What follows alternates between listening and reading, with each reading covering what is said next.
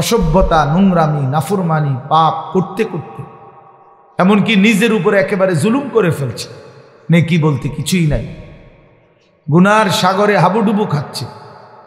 আল্লাহ তাআলা তাকেও আশ্বাস দিছে সে যেন আমি আল্লাহকে স্মরণ করে, বান্দা যেন আমাকেই মনে করে এবং আমি আল্লাহর কাছে নিজের গুনাহের জন্য মাফ চায়, তওবা করে আল্লাহকে যেন বলে আল্লাহ আপনি ছাড়া আমাকে মাফ করবে কি, আর আমি জেনে বুঝে আর করব না, আমি ছেড়ে দিলাম। এই তিনটি শর্ত যদি বান্দার কাছ থেকে আল্লাহ পায়, তওবা তিন জিনিসের নাম, পেছনের গুনাহ সমূলে ছেড়ে দেওয়া, কালউমা কান, একদম গোড়া সহ গুনাহ সম্পূর্ণ ছেড়ে দেওয়া, আইয়াজিমা আন লা ইয়াউদা ইলাইহা আবাদান, এ কথার মজবুত সিদ্ধান্ত দেওয়া যে মাওলা এমন নাফরমানি আমি আর করব না, আর আইয়ান্দামা আলাইহা, লজ্জিত আর অনুতপ্ত হয়ে চোখের এক ফোঁটা পানি পেলে আল্লাহ তাআলার কাছে মাফ চাওয়া। বান্দা যদি এই তিন শর্ত পুরা করে, বান্দা যদি বলতে পারে দিল থেকে আল্লাহ আমি গুনাহ ছেড়ে দিলাম, আর করব না, ওয়াদা দিলাম, আমি লজ্জিত মাওলা, আমি মাফ চাইলাম, আল্লাহর কসম, আল্লাহ বলেন উলাইকা জাযাউহুম মাগফিরাতুম মির রাব্বিহিম, আমিও ওয়াদা দিলাম বান্দা 90 বছরের গুনাহ আমি একসাথে মাফ করে দিলাম। আসমান ছোঁয়া, হুজুর শুনছেন আপনারা বলছেন লাউ বালাগাত যুনুবুকা আনানাস সামা, আল্লাহ বলছে বান্দা তোমার গুনাহ যদি আসমান পর্যন্ত পৌঁছে যায়, তবুও যদি মাফ চাও আমি কোনো পরোয়া করি না, আমি আল্লাহ হক আদায় করে তওবা করিলে আমি মাফ করে দেব। গাফারতু লাকা ওয়ালা উবালি, আমি মাফ করে দেব। ইয়া ইবনা আদম লাউ আন্নাকা আতাইতানি বিকিরাবিল আরদি খাতায়া সুম্মা ইস্তাগফারতানি লা তুশরিকু বি শাইআ লা আতাইতুকা বিকিরাবিহা মাগফিরা। আল্লাহ বলে বান্দা তুমি যদি জমিনের বালুকণা পরিমাণ গুনাহ নিয়ে আসো, এই পৃথিবীতে কি পরিমাণ বালুর কণা, 1 লাখ, 2 লাখ, 10 শতক জায়গার মধ্যে যদি ড্রেজার দিয়া বালু ভরাট করে তো কয়টা বালু কেউ গুণে শেষ করা যাবে? তো আল্লাহ তাআলা বলেন এই জমিনের সমস্ত বালু কণা সমপরিমাণ গুনাহ নিয়েও বান্দা তুমি যদি আমার কাছে আসো, সুম্মা ইস্তাগফারতানি, অতঃপর আমি আল্লাহর কাছে তওবা করলাম, শর্ত হইল লা তুশরিকু বি শাইআ, আমার সাথে শিরিক করতে পারবা না, আমার সাথে আর কাউরে ডাকবা না, আমার সাথে কারো কাছে চাইবা না, শুধুই আমার কাছে বলবা, শুধু আমার কাছে চাইবা, চোখের পানি ফেলবা আমার কাছে, রাত গভীরে আহাজারি করবা আমার কাছে, হাজত রাওয়া মুশকিল কুশা, সব প্রয়োজন পূরণকারী, সব পেরেশানি দূরকারী আমাকেই মনে করবা, আমাকেই ডাকবা, আমার কাছেই বলবা, মাফ চাইবা। আল্লাহ বলেন লা আতাইতুকা বিকিরাবিহা মাগফিরা, আমি আল্লাহ ওয়াদা দিলাম সমপরিমাণ মাগফিরাত নিয়ে আমি তোমার কাছে আসব, আমি আসব। হ্যাঁ, ইন আতাইতানি লাইলান আতাইতুকা লাইলান ওয়া ইন আতাইতানি নাহারান আতাইতুকা নাহারান। আল্লাহ বলে বান্দা তুমি রাতে যদি আসো গুনাহ নিয়ে, আমি মাগফিরাত নিয়ে আসবো রাতেই। তুমি দিনে আসলে দিনেই মাফ, রাতে আসলে মাফ, রাতেই মাফ। তুমি আসবে যখন, আমিও আসবো তখন, আমিও আসবো তখন। তুমি আইসো বান্দা, ইয়া ইবনা আদম কুম ইলাইয়া আমশি ইলাইকা। আল্লাহ বলে বান্দা তুমি আমার জন্য দাঁড়াও, আমি তোমার জন্য হাঁটবো। ওয়ামশি ইলাইয়া উহারবিলু ইলাইকা, তুমি আমার জন্য হাঁটো, আমি তোমার জন্য দৌড়ব, আমি তোমার জন্য দৌড়ব। তুমি আগাও বান্দা, তুমি 1 কদম, আমি 10 কদম। তুমি হাঁটতে হাঁটতে আসবা, আমি দৌড়তে দৌড়তে মাগফিরাত নিয়ে আসবো। আও বান্দা, লাল্লাহু আশাদ্দু ফারাহান বিতাওবাতি আবদি। আল্লাহ নবী সাল্লাল্লাহু আলাইহি সাল্লাম বলেন আল্লাহ তাআলা সবচেয়ে বেশি খুশি হন, সবচেয়ে বেশি খুশি হয়, আশাদ্দু ফারাহান, সবচেয়ে বেশি খুশি হয় নবী বলছেন বিতাওবাতে আবদিহি, তার বান্দা যখন তওবা করে। হুজুর যখন বলতেছিলেন আমারও দিল ছুঁয়ে গেছে। হ্যাঁ ঠিকই, 2024 সালের একটা বছর আমারও তো হায়াত থেকে চলে গেছে। এই এক বছরে আমি কত শত শত মাহফিলে এই তারিখ বলছি 2024। আমার মনে হয় আল্লাহর ইচ্ছায় এই আজকের এই বিদ্যাকূট মাহফিলেই আমি শেষবারের মতো বললাম 31শে ডিসেম্বর 2024। আজকেই শেষ বললাম, কারণ একটু পরেই 12টার কাঁটা বাজলেই নতুন বছর শুরু হয়ে যাবে। আগামীকাল থেকে 2025 বলতে হবে পৃথিবীবাসী। তাহলে এই জন্য বাপ, প্রিয় ভাই, হুজুরের কথার থেকে আমি আবারও বললাম, আমার হজরত এটা অনুরোধ করলেন, নওজোয়ান সাথীরা, কোন রকমের অসভ্যতা, অশ্লীলতা, বেহায়াপনার কোনো অনুমতি নাই। কোরআন শরীফে আছে, আল্লাহ তাআলা বলেন ইন্না ইদ্দাতাশ শুহুরি ইনদাল্লাহি 12 শাহরান ফি কিতাবিল্লাহি ইয়াওমা খালাকাস সামাওয়াতি ওয়াল আরদ মিনহা আরবাআতুন হুরুম যালিকাদ দীনুল কাইয়্যিম ফালা তাযলিমু ফীহিন্না আনফুসাকুম। আল্লাহ তাআলা বলে, বান্দা শুনো, একেবারে আমি আল্লাহ আমার তাকদীরে আসমান জমিন সৃষ্টির 50,000 বছর আগে আমি যেই তাকদীর লেখাইছি, সেই তাকদীরের মধ্যে আমি আল্লাহ ফয়সালা লিখে দিয়েছি যে এই পৃথিবীতে আসমান জমিন সৃষ্টির সূচনা থেকেই পৃথিবীতে 12 মাসেই হবে পৃথিবীর এই সময়ের হিসাব। এই 12 মাস এটা আমি আল্লাহ নির্ধারণ করেছি। 12 শাহরান আল্লাহর দেওয়া। আল্লাহ এটা বোঝা উচিত আমাদের যে 12 মাস এটা আইলো কোত্থেকে, 12 মাসে 1 বছর এটা হলো কিভাবে? আল্লাহ তাআলা বলেন এটা আমি আল্লাহ ফয়সালা দিচ্ছি। কে ফয়সালা করছেন? কোন দিন থেকে? আসমান জমিন সৃষ্টির শুরু থেকেই চালু রাখছেন, আর সিদ্ধান্ত করে দিছেন তারও আগে তাকদীরের মধ্যে। তাকদীরের এই জন্য 12 মাসে 1 বছর এটা জাতিসংঘের ফয়সালা না, এটা দুনিয়ার কারো ফয়সালা না, এটা আল্লাহ তাআলার ফয়সালা। আবার আল্লাহ নিজেই বলেন যালিকা দ্বীনুল কাইয়্যিম, এটা অকাট্য বিধান। এটা পৃথিবীতে ইসরাফিলের ফু পর্যন্ত কেউ নাড়াইতে পারবে না, কেউ না, 1 সেকেন্ড কেউ নাড়াইতে পারে না। ইউকাল্লিবুল্লাহুল লাইলা ওয়ান নাহার, আল্লাহ তাআলা বলেন রাত্র দিন আমি আল্লাহ পরিবর্তন করে থাকি।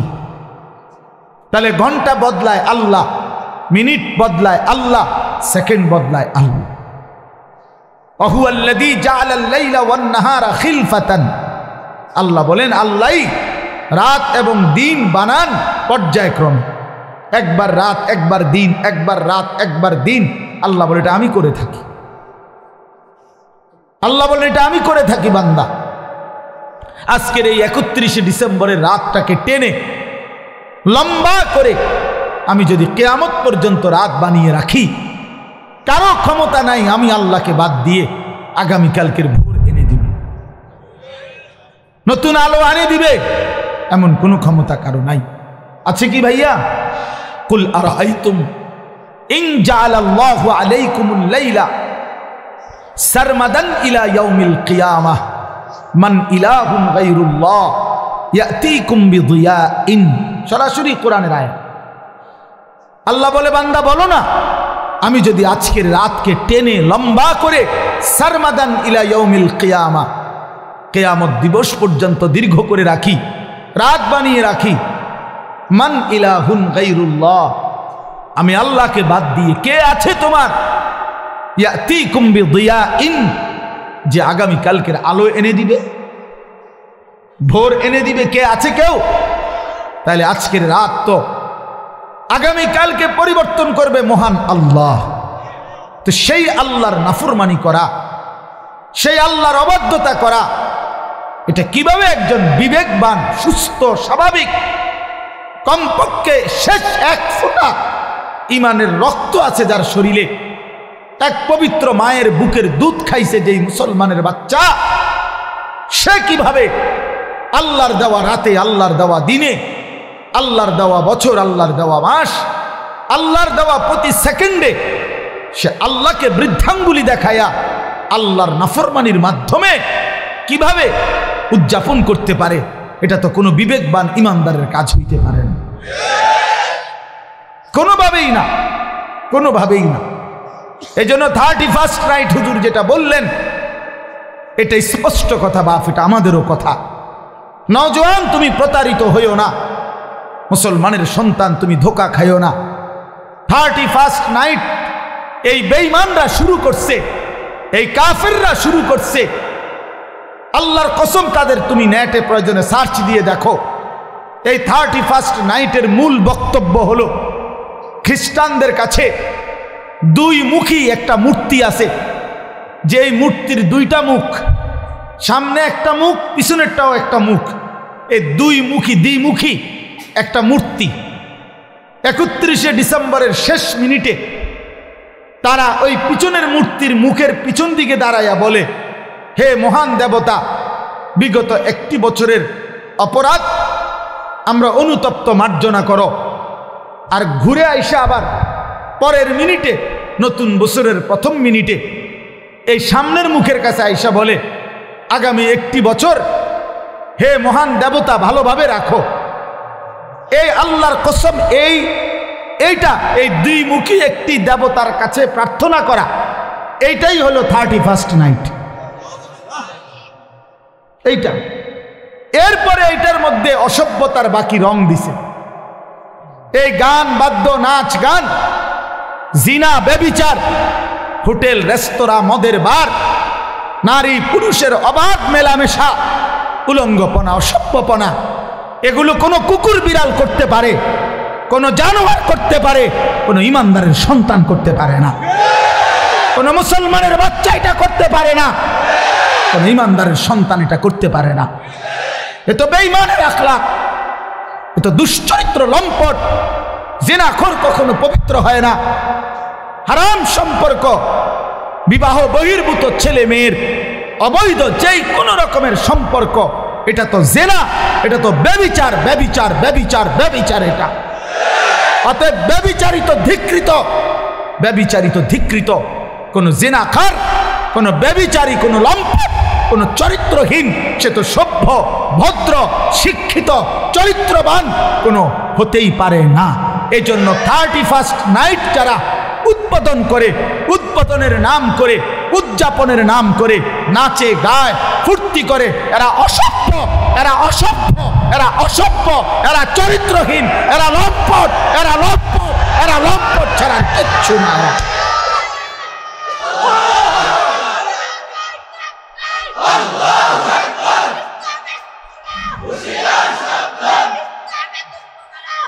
অতএব আমি অনুরোধ করি যুবক, আমার সাফ কথা, আজকে এই বিদ্যাকূটের 10 দিন ব্যাপী ঐতিহাসিক এই তাফসিরুল কোরআন মাহফিল থেকে আমার সমস্ত বুড়া বাপ যারা আছেন, আপনারা বসা থাকবেন, আপনারা বসেন। ওলামায়ে কেরাম যারা বসা আছেন আপনারাও বসা থাকেন। কিন্তু কিশোর, তরুণ, নওজোয়ান, তোমরা যারা এখানে আছো, তোমরা সব দাঁড়ায়া এই বয়স্ক এবং ওলামাদের সামনে ওয়াদা দাও যে 31st নাইটে আমরা থুতু মারি, থুতু মারি, থুতু মারি, থুতু মারি। দাঁড়াও যুবক, দাঁড়াও নওজোয়ান, দাঁড়াও জওয়ান, দাঁড়াও ইমানদার।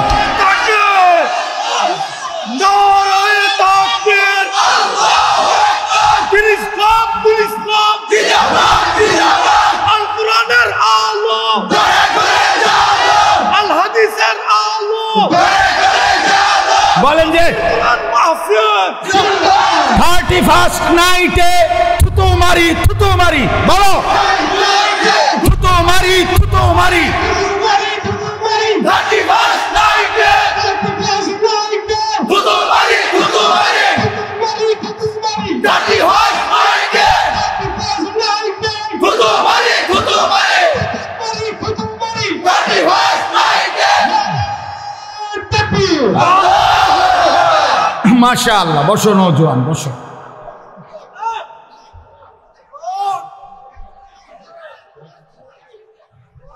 ইনশাআল্লাহ আগামীর নওজোয়ান তোমরা, আগামীর ইসলাম তোমাদের হাতে ইনশাআল্লাহ, আগামীর কালেমার পতাকা উড়বে তোমাদের হাতে ইনশাআল্লাহ। 2024 সালের বিদায় নিচ্ছে, 2 উইকেট পড়ছে 2024 সালে ইনশাআল্লাহ। আমার ব্যক্তিগত কথা হলো, অনেকে অনেকভাবে 2024 সালকে মূল্যায়ন করছে। আমার ব্যক্তিগত মূল্যায়ন হলো 2024 সাল উইকেট পড়ার বছর। এবছর প্রথম উইকেট পড়ছে 5ই আগস্টের জালেমের পলায়নের মাধ্যমে। এই বছর দ্বিতীয় উইকেট পড়ছে 8ই ডিসেম্বর সিরিয়ার আরেক জালেম বাশার আল আসাদের পতনের মাধ্যমে। অতএব 5ই আগস্টে 1 উইকেট পড়ছে, 8ই ডিসেম্বর আরেক উইকেট পড়ছে। এই জন্য এই বছর বোলিং ভালো হয়েছে, কড়া বোলিং হয়েছে। 24 সাল উইকেট পড়ছে ভালো, ইনশাআল্লাহ আগামীতে আরো উইকেট পড়বে। আগামীর উইকেট ইসরায়েলের ওই কুত্তা প্রধানমন্ত্রী নেতানিয়াহুর উইকেট, ইনশাআল্লাহ ওই উইকেটটাও পড়ে যাবে ইনশাআল্লাহ। ফিলিস্তিনের বিজয় হবে ইনশাআল্লাহ, কালেমার বিজয় হবে ইনশাআল্লাহ। এত রক্ত, এত শাহাদাত, এত খুন, মুমিনের এত রক্তের বিনিময় মহান আল্লাহ দেবে। আল্লাহ আছে, এখনো আছে। যে মালিক 5ই আগস্টের জালেমকে পলায়ন করতে বাধ্য করেছে, 8ই ডিসেম্বরের জালেমকে পলায়ন করতে বাধ্য করেছে, সেই মালিক ইসরায়েলের কুত্তাকেও পলায়ন করতে দিবে ইনশাআল্লাহ। গুজরাটের কসাই ইমানদার মুসলমানকে ইন্ডিয়ার জমিনে গুজরাটে হত্যাকারী যেই জালেম, সেই নরেন্দ্র মোদীর উইকেটটাও পড়ে যাবে ইনশাআল্লাহ। ইনশাআল্লাহ মনে রাখো, অচিরেই যুবক মনে রাখো, বাংলাদেশের গলিতে গলিতে, রাস্তার মোড়ে মোড়ে, বাজারে, মার্কেটে, জেলা, উপজেলা, গ্রামে গঞ্জে মাদ্রাসা গড়ে উঠছে। মুসলমানের সন্তান দলে দলে আল্লাহর কোরআন পড়তেছে, হাফেজে কোরআন হইতেছে।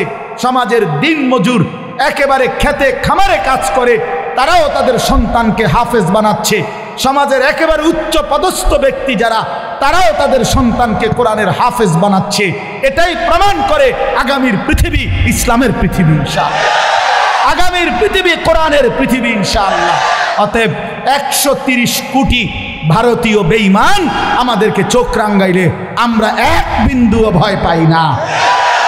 130 কোটি ইন্ডিয়ার বেঈমানকে আমরা গণাত ধরি না, গণায় ধরি না। আমগরে আলু দিবে না, আটা দিবে না, পেঁয়াজ দিবে না। আলু, পাটা, আটা, পেঁয়াজ তার আব্বার। মোদি তোর আব্বার এগুলো বলে। মাশাআল্লাহ, মাশাআল্লাহ। অতএব এটা কারো বাপের না, তাদের আলু, আটা, পেঁয়াজ এগুলো মোদির বাপের বলে, ভারতের আব্বার এগুলো। তোদেরকে বেটা 130 কোটি বেঈমানকে যিনি প্রতিদিন চাল, ডাল, আলু, পেঁয়াজ, ভাত, মাছ খাওয়ায়, তিনি তো আমার আল্লাহ বেটা। আরে আমার আল্লাহ, আমি আজকে যারে এশার নামাজে সেজদা দিছি তিনি তোরে খাওয়ায়।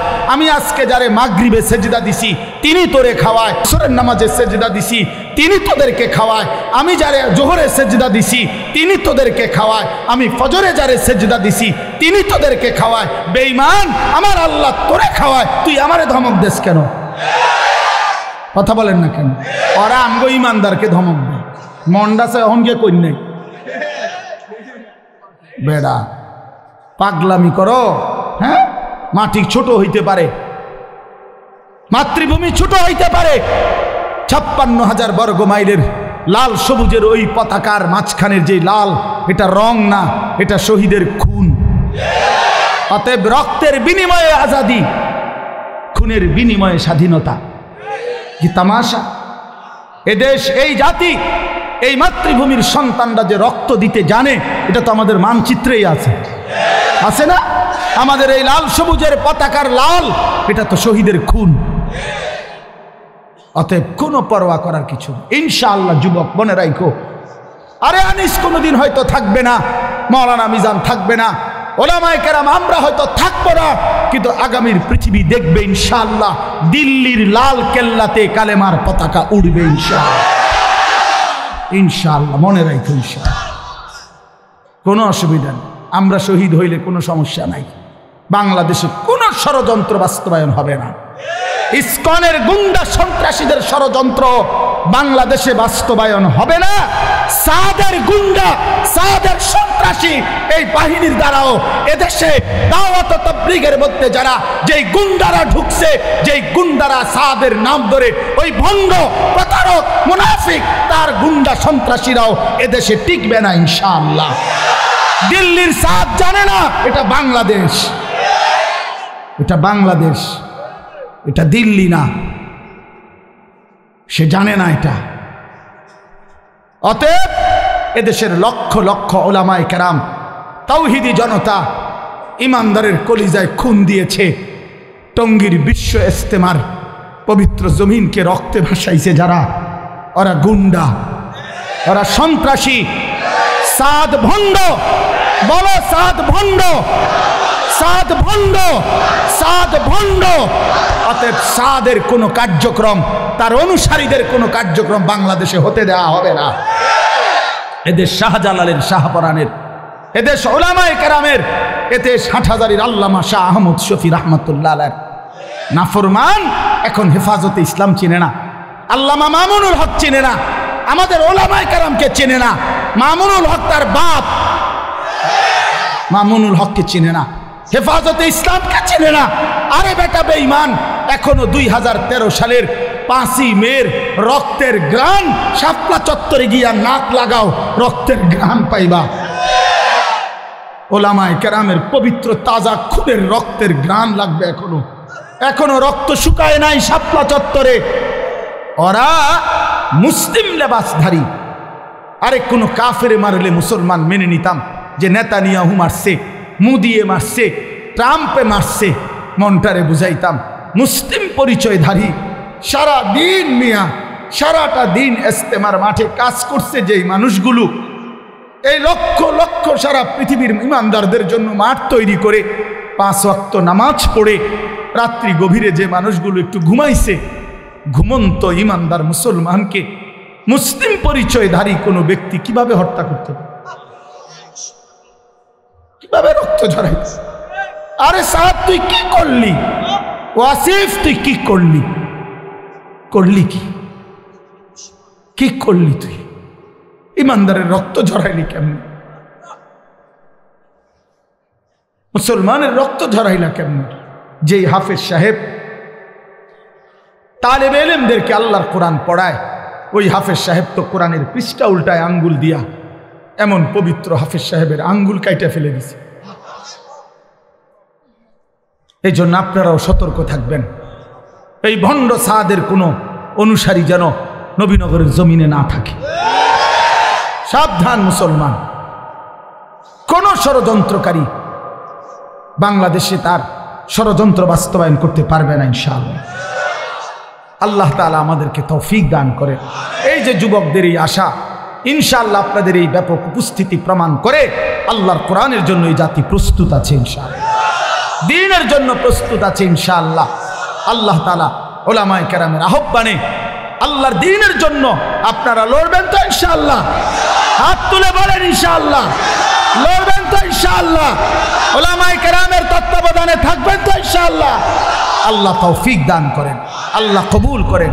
দাওয়াতের কাজ উলামায়ে কেরামের তত্ত্বাবধানে চলবে, তাবলীগের কাজ, তালিমের কাজ, তাজকিয়ার কাজ, জিহাদের কাজ, ইসলামের কাজ, দ্বীনের কাজ উলামায়ে কেরামকে বাদ দিয়ে করা যাবে না। করলে হুঁচট খাবেন, করলে পিছলা খাবেন, করলে ক্ষতিগ্রস্ত হবেন, করলে দুশ্মনের খপ্পরে পড়ে আখিরাত বরবাদ করবেন।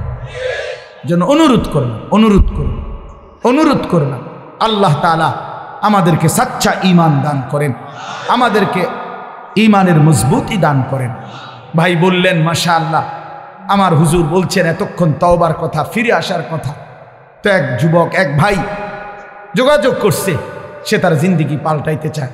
আমি তো হুজুর আলহামদুলিল্লাহ প্রতিনিয়ত অসংখ্য যুবকের চিঠি আমার কাছে আসে, চিঠি দেয়, কাগজে লিখে, মোবাইলে মেসেজ পাঠায়, আমার ঘনিষ্ঠ সাথীদের কাছে জানায়।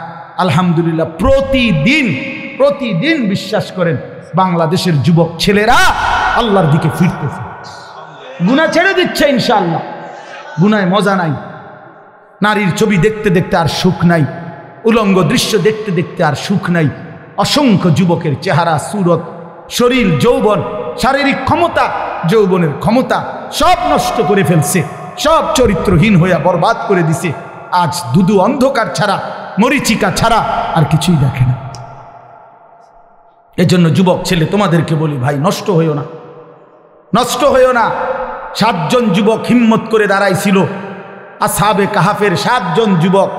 আল্লাহ তাআলা তাদের ঈমান, পুরা দেশ কাফের, আর এই 7টা যুবক প্রথম ঈমানদার হয়ে দাঁড়াইছিল। আল্লাহ বলছে তোমরা ঘুম যাও, তোমাদের ঈমানে আমি আল্লাহ খুশি হলাম, তোমাদের পক্ষ হয়ে পুরা জাতির সংশোধনের কাজ আমি আল্লাহ করে দিচ্ছি, তোমরা ঘুম যাও। ঘুমাও। 309 বছর পরে আল্লাহ এই 7 যুবককে ঘুম থেকে উঠাইয়া আল্লাহ বলছে এবার এলাকায় গিয়া হাঁটো, ঘুরো, যাও, দেখে আসো, দেখবা বাদশাও ইমানদার, জনগণও ইমানদার। কি ঘটনা আসহাবে কাহাফে 7 যুবক। হুজুর আমি এইবার প্রতি বছর আমি সন্দ্বীপ যাই মাহফিলে, চট্টগ্রাম সন্দ্বীপ উপজেলায়। এই সন্দ্বীপে বঙ্গোপসাগর পার হইয়া যাইতে হয় স্পিড বোটে, অনেক মানে ভয়ের এই জায়গাটা পার হওয়া অনেক দূর। তো প্রতি বছরই আমরা যাওয়ার চেষ্টা করি, বাংলাদেশের সব ওলামায়ে কেরাম যায় সন্দ্বীপে। বড় বড় বুজুর্গ, আমাদের শায়েখে সন্দ্বীপী ইদ্রিস সন্দ্বীপী রাহমাতুল্লাহর মতো মহান বুজুর্গ সন্দ্বীপের। তো এই বছর, গত বছর 2023 সালের অক্টোবর নভেম্বর মাসে, এই একটা কারগুজারি শুনেন, অক্টোবর নভেম্বর মাসে 4টা কলেজের ছেলে, ওরা আপনার প্রতিদিন ফজরের নামাজ জামাতে পড়ে, তো পইরা সাগরের পারে হাঁটে।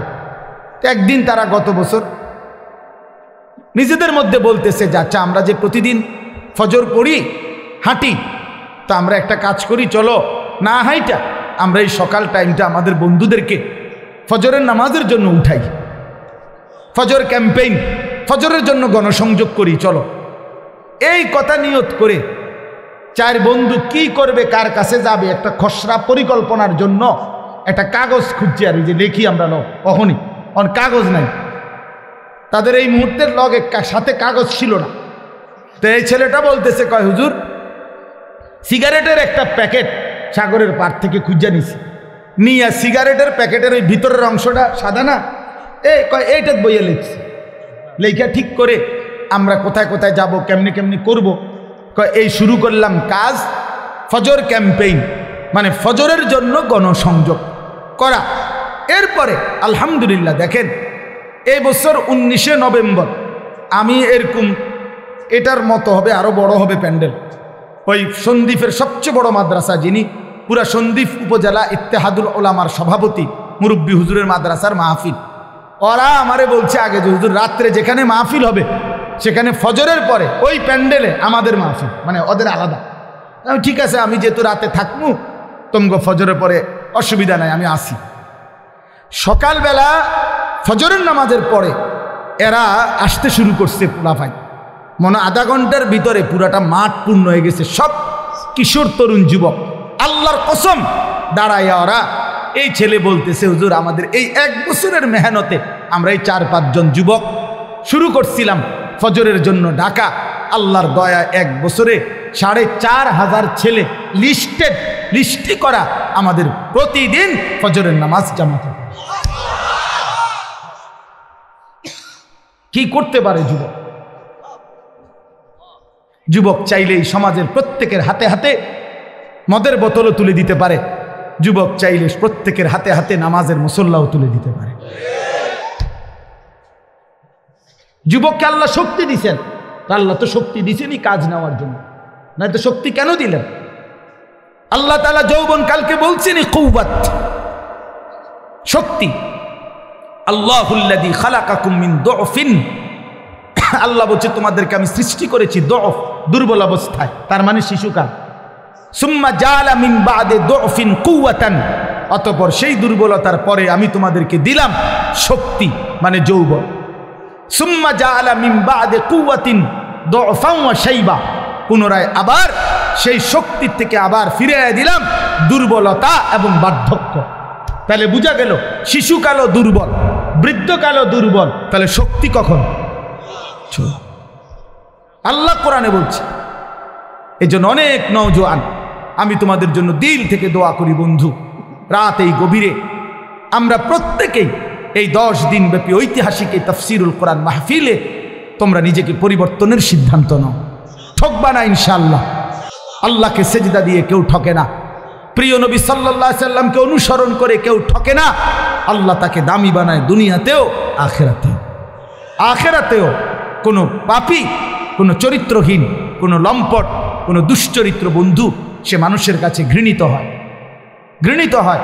তোমরা যারা 5 ওয়াক্ত নামাজ পড়ো না, তোমরা লজ্জিত ঘৃণিতই হবা ভাইয়া। আল্লাহ তাআলা আমাদের সন্তানদেরকে বুঝার তৌফিক দান করে। আমি শুধু আয়াত পড়ছি, অল্প একটু বলি, তাইলেই আমার কথা শেষ। এই কোরআনুল কারীমের এই সূরার তরজমাটুকু বলি।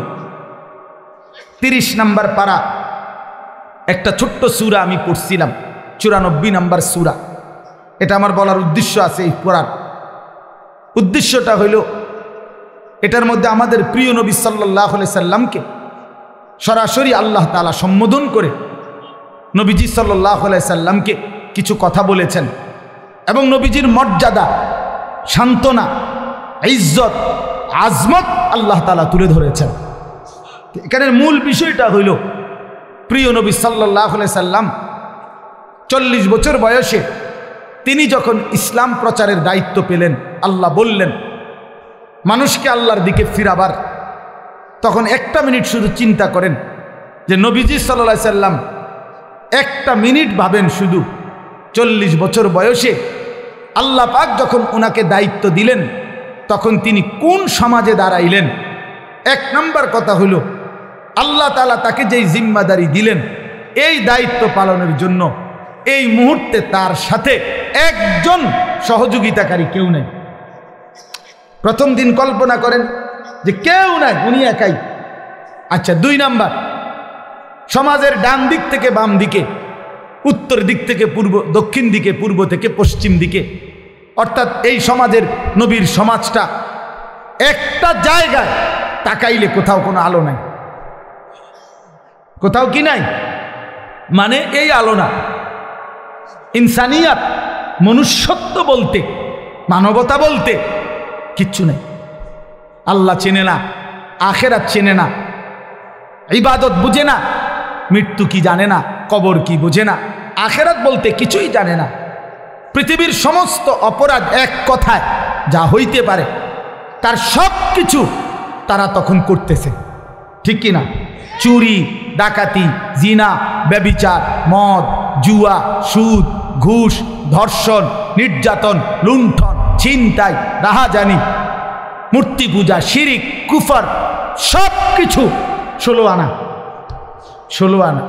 এখন এই অবস্থায় একটি গোটা পৃথিবীর মানুষকে সংশোধনের জন্য একজন রাসূলকে দায়িত্ব দেওয়া হইল। উনি যদি 1 মিনিট চিন্তা করে, হায় আল্লাহ, কোন দিক দিয়ে শুরু করবো, কেমনে শুরু করবো, বুঝামু কেমনে, কারে কমু কিতা, যে এই পরিমাণ সদর বদর এটি বাইল করবো কেমনে আমি, ঠিক না কথাটা? চিন্তা করলে কি পরিমাণ অন্ধকার। আমরা ইতিহাসের বইতে বলছি যে 3W ছিল আরবের মানুষদের নিত্যদিনের অভ্যাস। 3টা W, ইংরেজি W আর কি, একটা অক্ষর আছে না ইংরেজিতে, একটা হলো ওয়ার মানে যুদ্ধ, মারামারি, 2 ওমেন নারী, 3 ওয়াইন মানে মদ। যুদ্ধ, নারী, মদ, এই 3 জিনিস ছিল তাদের নিত্যদিনের কাজ। মারামারি, হানাহানি, মদের আড্ডা, জুয়ার আড্ডা, নারীর আড্ডা, এই ছিল জীবন। আপনি আশ্চর্য হবেন, আমি নিজে পড়ছি এবং হুজুর মাজা খাসিরাল আলাম বিইনহিতাতিল মুসলিমিন, যে বইটা মুসলিম উম্মার পতনে বিশ্বের কি ক্ষতি হলো, সৈয়দ আবুল হাসান আলী নদভী রাহমাতুল্লাহ লিখিত সেই পৃথিবী বিখ্যাত বই। ওলামায়ে কেরামের অক্ষরে অক্ষরে বর্তমান যুগ চাহিদা অনুপাতে আমি নওজোয়ান আলেম যারা আছেন আপনাদেরকে অনুরোধ করলাম এই বইটা পড়েন, একেবারে লাইনে লাইনে পড়েন।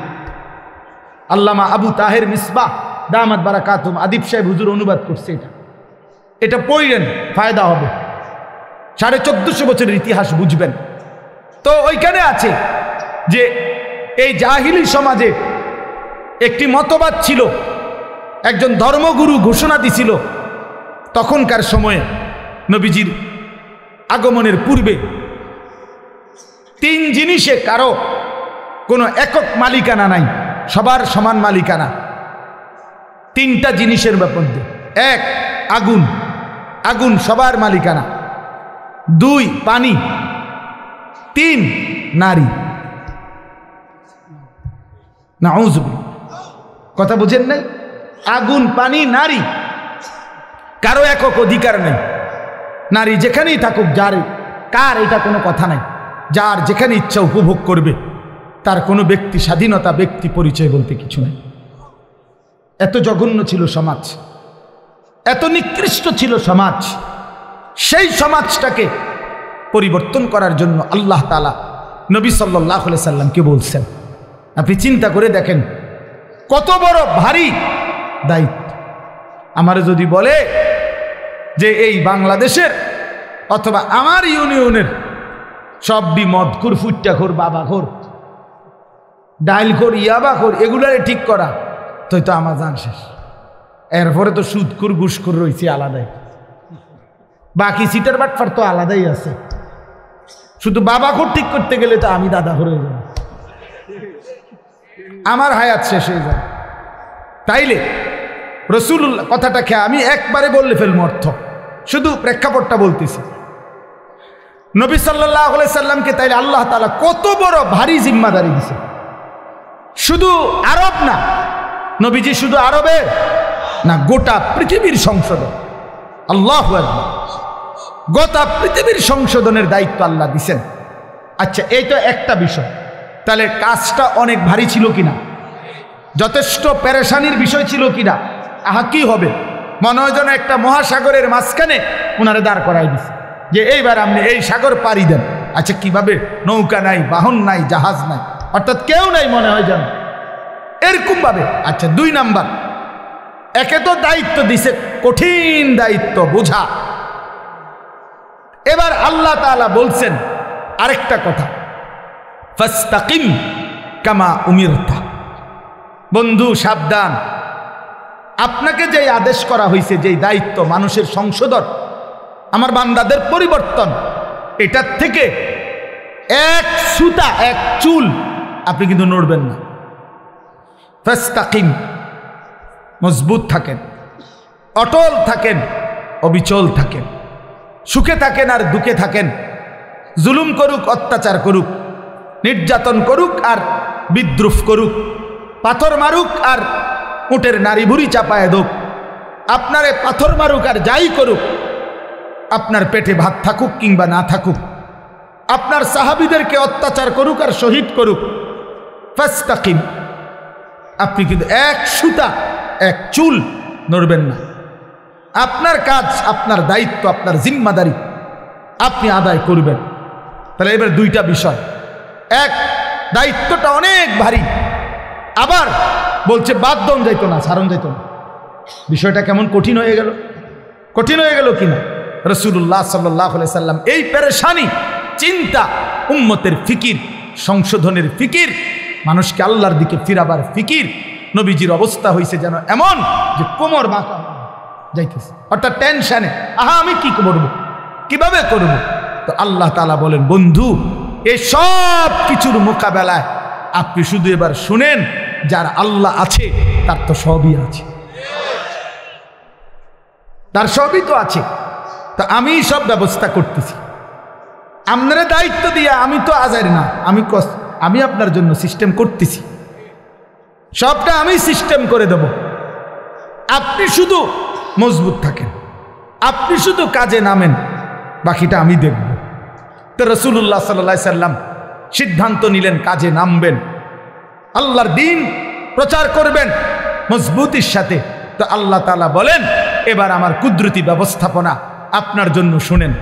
এক, আলাম নাশরাহ লাকা সাদরাক, আমি আল্লাহ প্রথম আপনার দিল, আপনার কলিজার ভিতরে ইলম, হিকমত, আখলাক, হিম্মত, ইস্তেকামত, সুজাআত, বীরত্ব, যা দরকার আল্লাহর দিন পৃথিবীর শেষ প্রান্ত পর্যন্ত পৌঁছাবার জন্য তার সবটা আমি আল্লাহই আপনার সিনাতে দিয়ে দিলাম। এবার নবী মক্কার কুরাইশদের সামনে, হাদিসে আছে, একদিন ঘোষণা দিছে যে মক্কাবাসী, আসমানের ওই সূর্য আমার যদি হাতে দাও, চাঁদটাও যদি আমার হাতে এনে দাও, আর আমারে যদি বলো কালেমার দাওয়াত ছেড়ে দিতে, আল্লাহর কসম মুহাম্মদ 1 সেকেন্ড আল্লাহর দ্বীনের দাওয়াত ছাড়বেন। এই কলিজার মধ্যে আল্লাহ এমন ঈমান দিয়েছে, ওয়াল্লাহি লা ওয়াদাতুমুশ শামসা ফি ইয়ামিনি ওয়াল কামারা ফি ইয়াসারি ওয়া আমারতুম আন আতরুকা হাযিহি দাওয়া লান আতরুকাহা হাত্তা উনাফিজাহা আও আমুতা ইলাল্লাহ। হয় জমিনে কালেমা বাস্তবায়ন হবে, নয় আমি শহীদ হয়ে আল্লাহর কাছে ফিরে যাব, কিন্তু মাঝখানে কোনো কম্প্রোমাইজ নেই, মাঝখানে কোনো কিছু নাই, এইরকম মজবুত। তাহলে আল্লাহ তাআলা বলেন, বন্ধু আপনার সিনার মধ্যে যা দরকার ইসলামের জন্য, দিন প্রচারের জন্য, কালেমার প্রচারের জন্য, সমস্ত কিছুর মোকাবেলায় আমি আল্লাহ তা পূর্ণ দিয়ে দিয়েছি। 2, ওয়াদানা আনকা বিজরাক আল্লাযী আনকাযা যাহরাক, যেই টেনশন, যেই চিন্তা, যেই পেরেশানি, যেই অস্থিরতা আপনার বোঝার মতো আপনার কাঁধে চাপছিল, আমি আল্লাহ নিজে আপনার সেই বোঝা, যা আপনার পিঠ নুয়ে দিছিল, কোমর মনে হয় বাঁকা করে দিছিল টেনশনে, অস্থিরতায়, আমি নিজ হাতে তা দূর করে দিয়েছি, আমি নিজ হাতে দূর করে দিয়েছি। আপনি শুরু করছেন, আমি আল্লাহ একজন একজন করে আপনার পক্ষে ইমানদার আনতে থাকছি। প্রতিটা সাহাবী যারা আপনার হাতে কালেমা পড়ছে, এ তো আমি আসমানের ফয়সালা। উলাইকাল্লাযীনা ইমতাহানাল্লাহু কুলুবাহুম লিত্তাকওয়া, আমি পরীক্ষা করে করে সাহাবী পাঠাইছি, অতএব আপনার বোঝা আমি আল্লাহই হালকা করে দিয়েছি। এরপরে আল্লাহ বলেন, আরো অনেক ব্যাখ্যা আছে, আমি শুধু সংক্ষেপে বললাম। এরপরে আল্লাহ বলেন, 3 নাম্বার ব্যবস্থাপনা হইল, আপনারে ওরা বিদ্রুপ করে, এই মানুষগুলো আপনারে কখনো বলে পাগল। আউযু বিল্লাহি মিন শুরুরি আনফুসিনা ওয়া মিন সাইয়্যাতি আমালিনা মান ইয়াহদিহিল্লাহু ফালা মুদিল্লা লাহু ওয়া মান ইউদ্লিলহু ফালা হাদিয়া লাহু ونشهد أن لا إله إلا الله وحده لا شريك له ونشهد أن سيدنا وحبيبنا ومولانا محمدا عبده ورسوله أما بعد فأعوذ بالله من الشيطان الرجيم بسم الله الرحمن الرحيم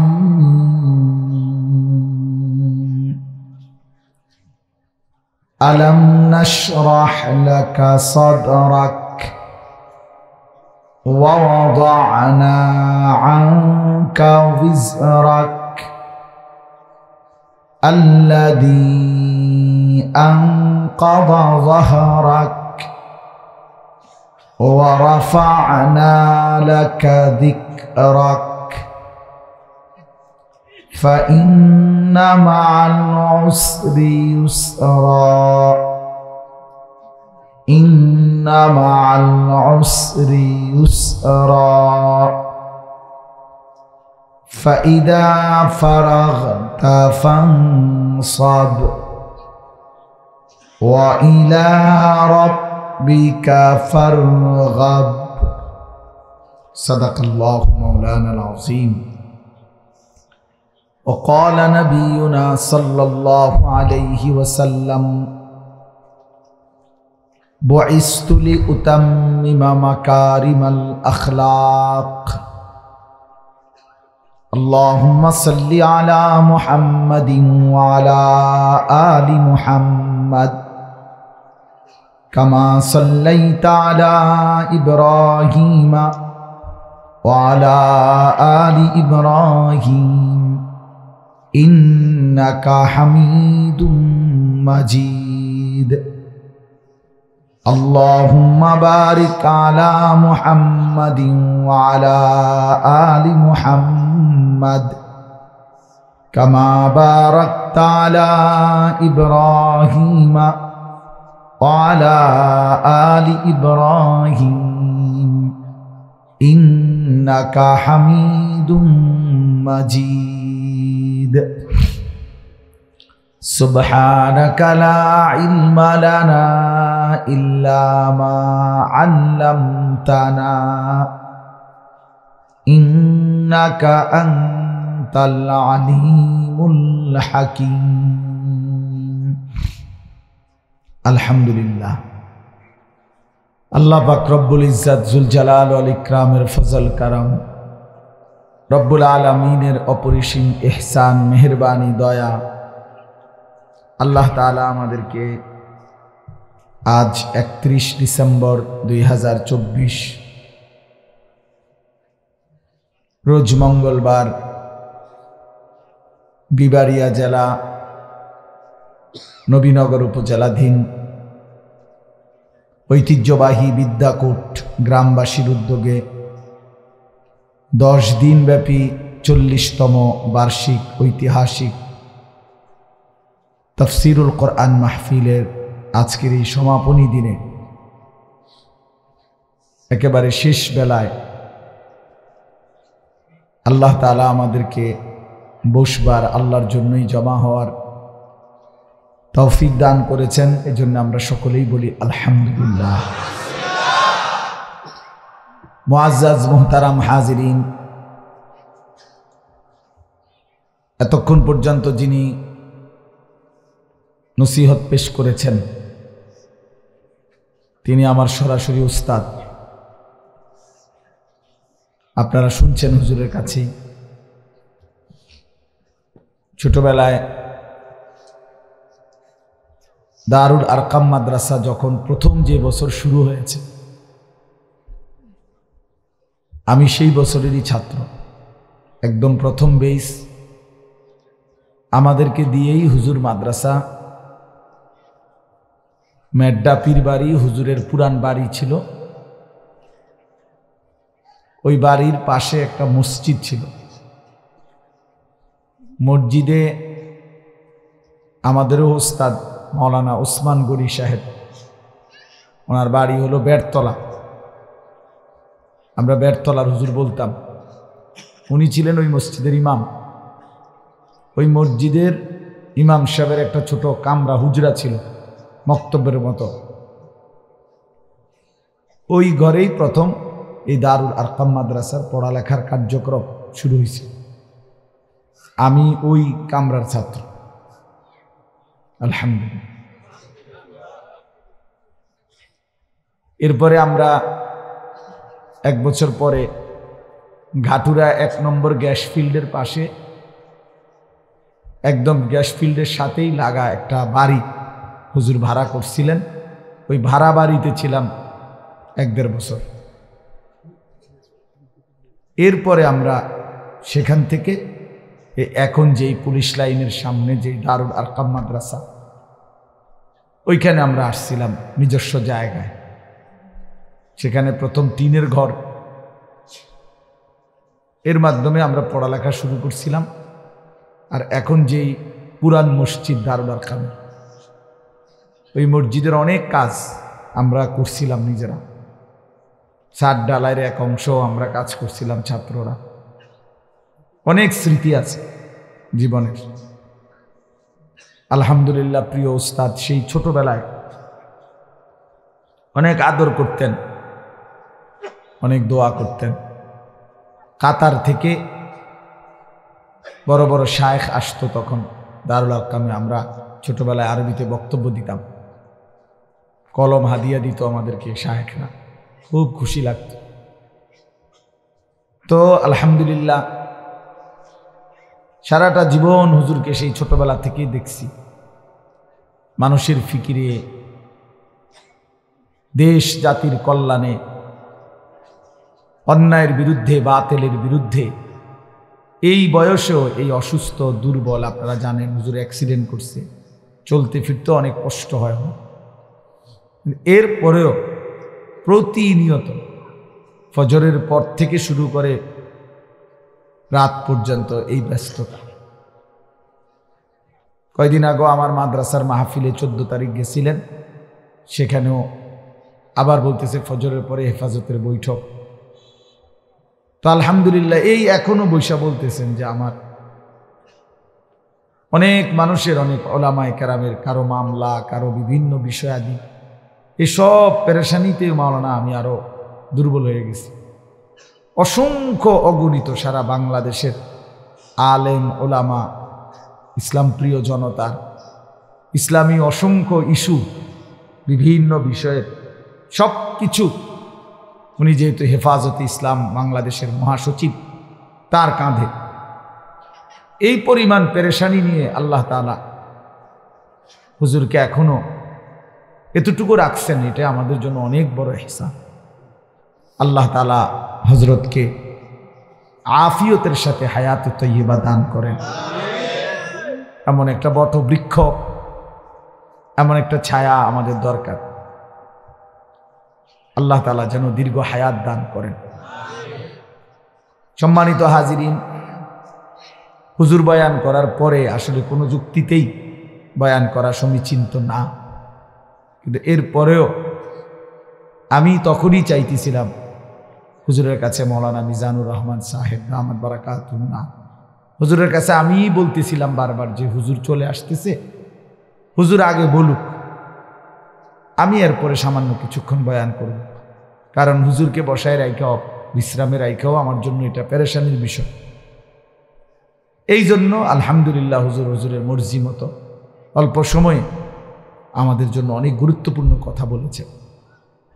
তাওবার উপরে, ইস্তিগফারের উপরে। এক বান্দা আল্লাহ তাআলার কাছে গুনাহ মাফ চাইলে, আপনারা এই মাত্র শুনলেন, ইবলিসকে আল্লাহ তাআলা চ্যালেঞ্জ ছুড়ে বলছে যে আমিও আমার বান্দাকে, বান্দা যতক্ষণ মাফ চাইতে থাকে, তুই যত ধোকাই দাও, আমি আমার বান্দা মাফ চাইতে থাকলে আমি মাফ করতেই থাকব। এটা বহুত সুন্দর কথা, আজীব আজীব কথা। বান্দা যতক্ষণ মাস্তাগফিরুনি, যতক্ষণ বান্দা আমার কাছে মাফ চাইবে, আমি তার কাছে বান্দাকে মাফ করতে থাকব। এজন্য এক মুমিনের হতাশ হওয়ার কিছু নাই, মুমিন হতাশ হওয়ার কিছু নাই। ওয়াল্লাযীনা ইযা ফাআলু ফাহিশাতান আও যালামু আনফুসাহুম যাকারুল্লাহ ফাস্তাগফিরু লিযুনুবিহিম ওয়া মান ইয়াগফিরুয যুনুবা ইল্লাল্লাহ ওয়া লাম ইউসিররু আলা মা ফাআলু ওয়া হুম ইয়ালামুন। আল্লাহ তাআলা বলেন, আমার বান্দা যখন অস্থিরতা, বেহায়াপনা, কখনো বলে কবি শায়ের, কখনো বলে আপনি আবলাহ, নির্বোধ, আপনাকে জাদুকর বলে, বিভিন্ন কিছু জুলুম অত্যাচার করে, আপনারে বিদ্রুপ করে, আপনাকে লজ্জিত লাঞ্ছিত করে, আল্লাহ বলে বন্ধু ঘাবড়াবেন না, ওয়ারাফা'না লাকা যিকরাক, গোটা মাখলুকাতের উপরে আমি আল্লাহ আমার পরে আপনার মর্যাদা সবকিছুর ঊর্ধ্বে তুলে দিয়েছি। বাদাজ খুদা বুজুর্গ তুই কিসসায়ে মুখতাসার, আমি আল্লাহর পরে আপনার মর্যাদা সমস্ত সৃষ্টির উপরে। যেন আল্লাহ মেরাজে নিয়া আরশে আজিমের উপরে দাঁড় করাইয়া আল্লাহ যেন নবীকে বলছে, বন্ধু নিচের দিকে তাকায় দেখেন, আমার গোটা সৃষ্টি আপনার কদমের নিচে, আপনি গোটা মাখলুকাতের ঊর্ধ্বে, আমি আল্লাহর পরে, অতএব এটাই আপনার মর্যাদা।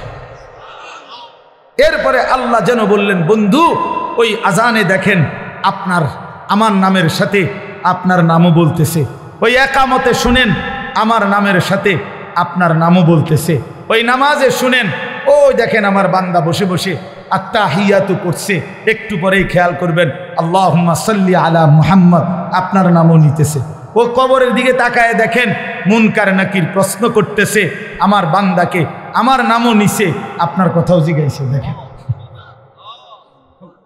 দেখেন দেখেন, আপনার কথাও জিজ্ঞাসা করছে।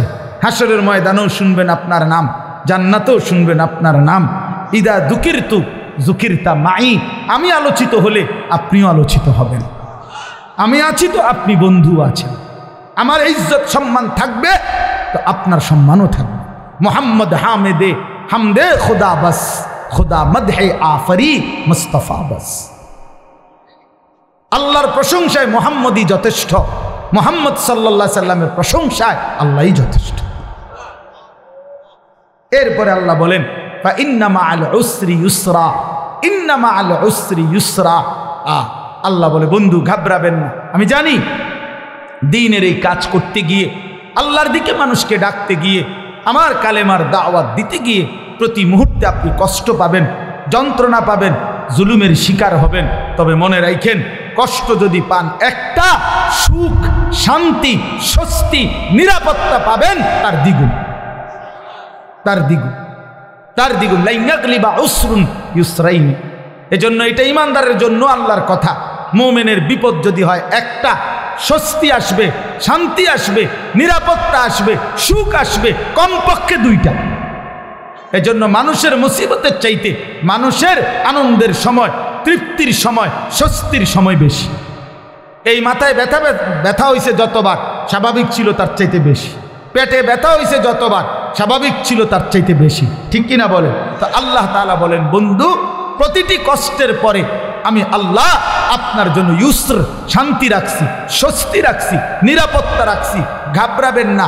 দেখবেন বন্ধু, 10 বছরে 20 বছরে মুসলমান হয়েছে যে কয়জন, দেখবেন মক্কা বিজয়ের দিন দেখবেন একদিনে মুসলমান হয়ে গেছে 20 বছরের চাইতে বেশি। তার মানে আপনি অল্প সময় মেহনত চালায়া যান, একটা সময় দেখবেন আপনার ওয়ারাআইতান নাসা ফি দীনিল্লাহি আফওয়াজা, দলে দলে, কাতারে কাতারে লোকেরা আল্লাহর দ্বীনের দিকে, ঈমানের দিকে, ইসলামের দিকে আসতেছে। সর্বশেষ কথা হলো আল্লাহ তাআলা বলেন ফাইদা ফারাগতা ফানসাব ওয়া ইলা রাব্বিকা ফারগাব। আমি আগেই বলছি, অনেক ব্যাখ্যা আছে, কিন্তু মূল বক্তব্য হলো এইটা। এই কথার দ্বারা শেষ। আল্লাহ বলছে বন্ধু, আল্লাহ আদর করতে বলছে, যেটা আমার হুজুরও বলতে চাইছিলেন। সারাদিন আপনি মানুষকে কালেমার দাওয়াত দিছেন, তাবলীগ করেছেন, ইমামত করেছেন, সাহাবায়ে কেরামকে তালিম দিয়েছেন, জিহাদের কাজ করেছেন, সারাদিন ব্যস্ত ছিলেন মানুষকে নিয়ে। আপনার পক্ষেও কেউ ছিল, আপনার বিরুদ্ধেও বহুজনের ষড়যন্ত্র ছিল। সারাদিনের এই পেরেশানি, অস্থিরতা শেষ করে আপনি যখন রাত্রিবেলা অবসর হবেন, তো রাত গভীরে আমার কাছে আইসেন, আমার কাছে আইসেন বন্ধু। একাকী তাহাজ্জুদের সেজদায়, তাহাজ্জুদের মুসল্লায় আইসেন। আমি আপনার আদর করে হাত বুলায়া সারাদিনের ক্লান্তি মুছে দিই। ফাইদা ফারাগতা ফানসাব ওয়া ইলা রাব্বিকা ফারগাব। রাত গভীরে আইসেন আমার কাছে, আমি আদর করে দেব, আমি ধুয়ে মুছে আপনার ক্লান্তি দূর করে দেব, আমি আপনারে সোহাগ করব। আমি বন্ধু আপনার ইজ্জত, মর্যাদা, সম্মান, সান্ত্বনা আপনাকে দিতেই থাকবো। আন্নাকা ইয়াযীকু সাদরুকা বিমা ইয়াকুলুন ফাসাব্বিহ বিহামদি রাব্বিকা ওয়া কুম মিনাস সাজিদিন। আল্লাহ বলে বন্ধু, জানি আমি লোকেদের মন্দ কথা শুনে আপনার মনটার মধ্যেও কষ্ট লাগে, তবে যখনই আপনার মনে কষ্ট লাগে আপনি আমার তাসবিহ পড়েন, আমারে সেজদা দিয়েন, আমি আল্লাহ আপনার দিল শান্ত করে দেব। এজন্য রাত গভীরে আবারও ওই কথা আমার হুজুর বলছেন আপনাদের কাছে, শেষ রাত্রের আমল, শেষ রাত্রের কান্না, শেষ রাত্রের রোনাজারি বান্দাকে যেন আল্লাহ তাআলা একান্তই নিজের করেন। নিজের আল্লাহ যেন বলে, বান্দা তুমি একদমই একা, আমি আল্লাহ তোমার সামনে। বলো বান্দা, তোমার যা কিছু মনের যত কষ্ট, দুঃখ, বেদনা, যা চাওয়া রাতের অন্ধকারে আমাকে বলো, আমি সব দেব, সব দেব, সব দেব। এই জন্য নবীকে আল্লাহ বলছে বন্ধু, সারাদিনের মেহনত থেকে যখন অবসর হবেন, ফানসাব, এবার আপনি আলাদা রাত্রিবেলা পরিশ্রম করবেন, ইবাদত, দোয়া, জিকির, তেলাওয়াত, তাহাজ্জুদ, কান্নাকাটির জন্য আমার দিকে ফিরবেন, আমি আল্লাহ আপনার সমস্ত ক্লান্তি, পেরেশানি, দুঃখ দূর করে দেব। এজন্য শেষ একটা কথা বলি, তায়েফের ময়দান থেকে নবীজি সাল্লাল্লাহু আলাইহি সাল্লাম যখন রক্তাক্ত হয়ে ফিরে আসছিলেন, তখন যেই রাত্রিবেলা যেই আঙ্গুর খেজুরের বাগানে নবী আশ্রয় নিছিলেন, তো সেদিন রাত্রে রক্ত মাখা শরীর নিয়ে আল্লাহর নবী রাত গভীরে একটা লম্বা দোয়া করছিলেন। হাদিসে এই দোয়াটা আছে, লম্বা দোয়া। নবীজি সারাটা শরীর রক্তাক্ত, পায়ের জুতার সাথে লেগে গেছে জমাট রক্ত।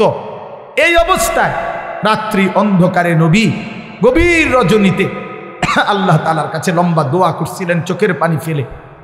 ওইখানে একটা কথা নবীজি সাল্লাল্লাহু আলাইহি সাল্লাম বলছিলেন যে আল্লাহ আপনি আমারে ইলা মান তাকিলনি, এই মাওলা আপনি আমারে কার কাছে পাঠাইলেন,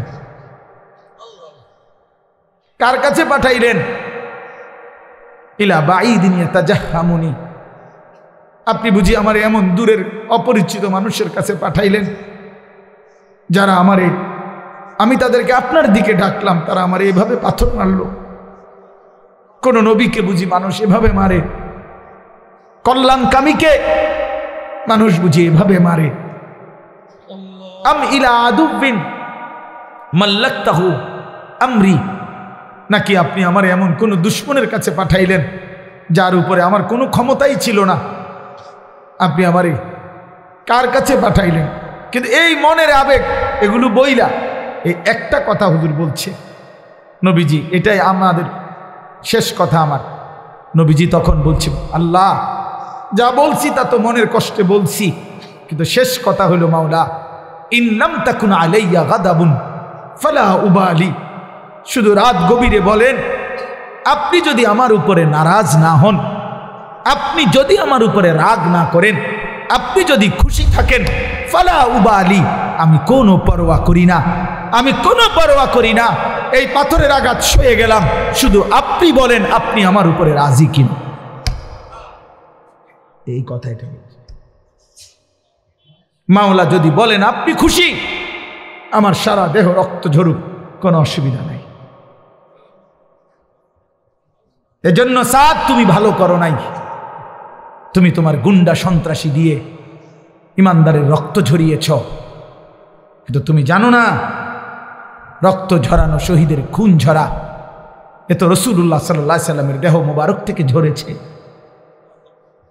যদি মুমিনের উপরে আল্লাহ রাজি হয়, উলামায়ে কেরাম আজকে নতুন করে একদিন দুই দিন না, রাসূলুল্লাহ সাল্লাল্লাহু আলাইহি সাল্লাম যে ওয়ারাসাত উত্তরাধিকার উম্মতের উলামায়ে কেরামকে দিয়ে গেছে, 1450 বছরের উম্মতের উলামায়ে কেরাম আপনাদের পাহারাদার। আপনারা শুনতে চাইলেও আমরা বলবো, আপনারা শুনতে না চাইলেও আমরা বলবো, যেখানেই অন্যায়, যেখানেই কুফর, যেখানেই শিরিক, যেখানেই বিদআত, যেখানেই গোমরাহি, সেখানেই উলামায়ে কেরামের প্রতিবাদ। এটা চলতেই থাকবে, এটা চলতেই থাকবে, এটা চলতেই থাকবে, এটা চলতেই থাকবে। এই জন্য যুগ যুগ ধরে উলামায়ে কেরাম আপনাদের ঈমান আমলের পাহারাদারি করে, পাহারাদারি করে। ইমাম মুহাম্মদ রাহমাতুল্লাহ আলাইহি সারা রাত ঘুমাইতেন না, আমরা কিতাবে নিজে পড়ছি। ইমাম আবু হানিফার ছাত্র ইমাম মুহাম্মদ সারা রাত ঘুমাইতেন না, মাসআলা লিখতেন, ফতোয়া লিখতেন। তো উনারে জিগাইতো হযরত আপনি ঘুমান না কেন? উনি বলতো জানো এই দেশবাসী আমার মতো এক মুহাম্মদ ছোট্ট, তার উপরে ভরসা করে তারা ঘুমায়, তারা ভাবে মুহাম্মদ জেগে আছে, সে আমাদের জন্য শরীয়তের মাসআলা গবেষণা করতেছে, আমাদের যা জরুরত আমরা তার কাছে জিজ্ঞাসা করে নেব, এই আশায় সাধারণ জনগণ আরামসে ঘুমায়। যে মানুষ আমাদের উপরে ভরসা করে ঘুমায়, আমি কেমনে ঘুমাই তাদের এত বড় দায়িত্ব নেই। কাইফা আনামু ওয়ান নাসু ইয়ানামুনা তাওয়াক্কুলান আলাইনা, এই আরবি আবার, আমি কিভাবে ঘুমাবো অথচ মানুষ তো আমার উপরে আস্থা রেখে যে মুহাম্মদ জেগে আছে, সে লিখতেছে, সে মাসআলা লিখতেছে। আল্লাহ তাআলা আপনাদের সবাইকে কবুল করে নেন। আজকের এই তাফসীর মাহফিলে আল্লাহ তাআলা আপনাদেরকে ভরপুর বরকত দান করেন। কোরআনের সাথে থাকবেন তো ইনশাআল্লাহ? আল্লাহর দ্বীনের উপরে থাকবেন তো ইনশাআল্লাহ? উলামায়ে কেরামের সাথে থাকবেন তো ইনশাআল্লাহ? হ্যাঁ, আল্লাহ তাআলা আপনাদেরকে কবুল করেন, তৌফিক দান করেন। 10 দিন ব্যাপী তাফসীরুল কোরআন মাহফিলের সমস্ত আলোচনা আল্লাহর কোরআনের নূর আমাদের দিলের মধ্যে আল্লাহ জ্বালায় দেন। আমিন। সুবহানাল্লাহি ওয়া বিহামদিহি। সুবহানাল্লাহ। আসসালামু আলাইকুম ওয়া রাহমাতুল্লাহ। সকলে বলে মারহাবা। তো আগে একটা আরাম ছিল। তারপর ছিলেন আপনি খুশি হন যে আমাদের একটা সন্তান ভালো হয়েছে? দোয়া করব। জানেন মালে একটা ছেলে আসছে, না করবো আমরা দোয়া করি না দেখে ও আসছে, ও 4 মাসের জন্য চলে যাবে মাশাআল্লাহ। ওর যে সময় কথা ছিলাম যে যা দরকার আমরা করবো, থাকেন আপনার ইনশাল্লাহ। আমরা এখানে প্রায় কত হাজার হবে বলছিলাম না, 30 জন মানুষের কাছে আমরা চিনি, তাই না? 30 জন যদি ভালো হয়, আমরা যদি 30 টাকা করে খরচ করি, তাই না?